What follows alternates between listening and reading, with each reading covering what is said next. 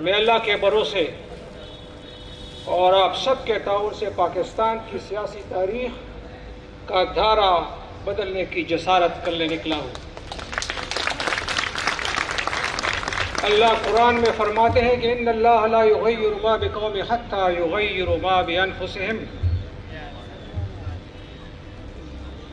اللہ نے اس انسان کی حالت نہیں بدلی نہ ہو جس کو خیال آپ اپنی حالت کے بدلنے کا۔ معزز حاضرین، جب سے پاکستان بنا ہے ہم دیکھ رہے ہیں کہ مقتدر اشرافیہ کے ہاتھوں عام آدمی کا استحصال جاری و ساری ہے۔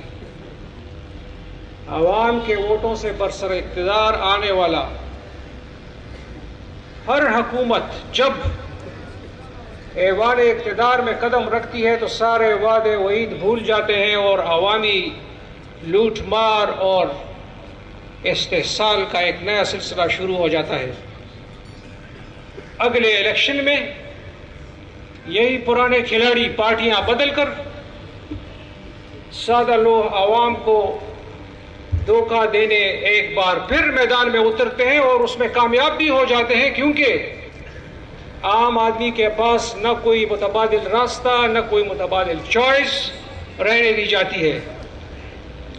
یہ جو الیکٹیبلز ہوتے ہیں یہ انہی میں سے ہوتے ہیں یا ان میں سے جا کر ملنے کے لیے ہر وقت بےتاب ہوتے ہیں۔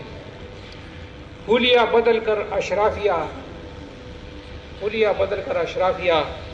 عام آدمی کا استحصال کرتا رہتا ہے اور عام آدمی ادری کا ادر رہتا ہے۔